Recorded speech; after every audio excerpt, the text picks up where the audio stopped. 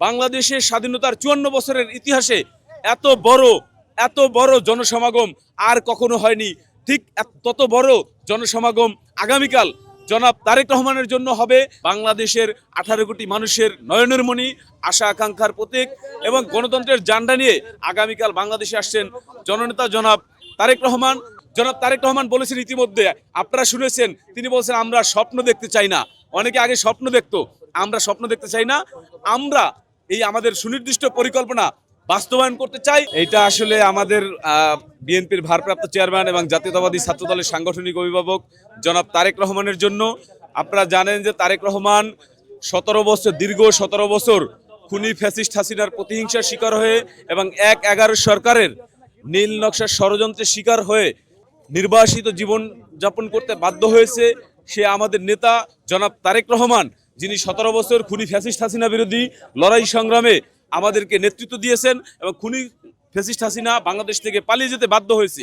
সে আমাদের প্রিয় নেতা জনাব তারেক রহমান বাংলাদেশে প্রত্যাবর্তন করছেন আগামীকাল। আমরা সহ বাংলাদেশের 18 কোটি মানুষের মধ্যে এক ধরনের ভাত ভাঙা উচ্ছ্বাস এবং আনন্দ বিরাজ করছে আমাদের মধ্যে। আমরা সেই আনন্দ উদযাপন উপলক্ষেই আজকে আমরা এই শুধুমাত্র আমাদের ভারপ্রাপ্ত চেয়ারম্যান জনাব তারেক রহমানের ছবি দিয়ে একটা 100 ফিটের এখানে একটা তার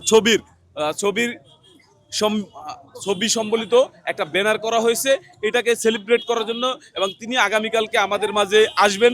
আপনারা জানেন যে গত 17 বছরে আমরা একটা স্লোগান দিয়েছিলাম, তারেক রহমান বীরের বেশে আসবে ফিরে বাংলাদেশে। সেই স্লোগানের বাস্তবায়ন আগামীকালকে হচ্ছে। বাংলাদেশের 18 কোটি মানুষের নয়নের মণি, আশা আকাঙ্ক্ষার প্রতীক এবং গণতন্ত্রের জান্ডা নিয়ে আগামীকাল বাংলাদেশে আসছেন জননেতা জনাব তারেক রহমান।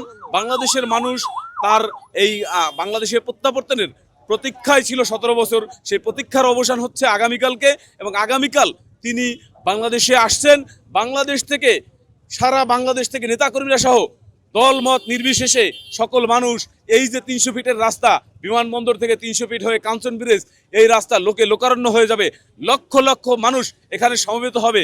আমরা বলতে চাই, বাংলাদেশের স্বাধীনতার 54 বছরের ইতিহাসে এত বড় জনসমাগম আর কখনো হয়নি। ঠিক তত বড় জনসমাগম আগামীকাল জনাব তারেক রহমানের জন্য হবে। তারেক রহমানকে বরণ করে নেওয়ার জন্য সারা বাংলাদেশের মানুষ এখানে সমবেত হবে এবং সে প্রস্তুত। বাংলাদেশের মানুষ তাকে বরণ করে নেওয়ার জন্য প্রস্তুত। আর আপনারা জানেন, তারেক রহমান শুধুমাত্র বিএনপির নেতা নয়, ইতিমধ্যে তিনি বাংলাদেশের নেতায় পরিণত হয়েছেন। বাংলাদেশের মানুষ তার দিকে তাকিয়ে আছে।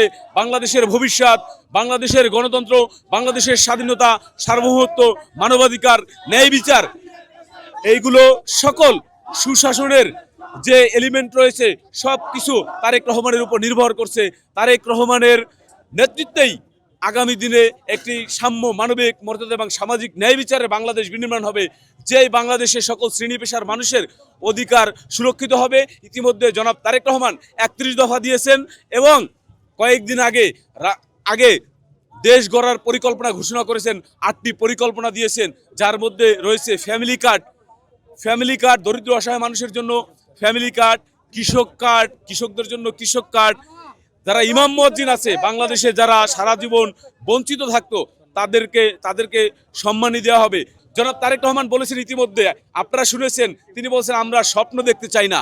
অনেকে আগে স্বপ্ন দেখতো, আমরা স্বপ্ন দেখতে চাই না, আমরা এই আমাদের সুনির্দিষ্ট পরিকল্পনা বাস্তবায়ন করতে চাই এবং বাংলাদেশকে একটি সুখী, সমৃদ্ধ, আধুনিক বাংলাদেশ, যে বাংলাদেশের স্বপ্ন দেখেছিলেন আমাদের শহীদ রাষ্ট্রপতি জিয়াউর রহমান, যার হাত ধরে একটা স্বনির্ভর বাংলাদেশের দিকে এগিয়ে যাচ্ছে, সেই বাংলাদেশ বিনির্মাণ করবেন জনাব তারেক রহমান।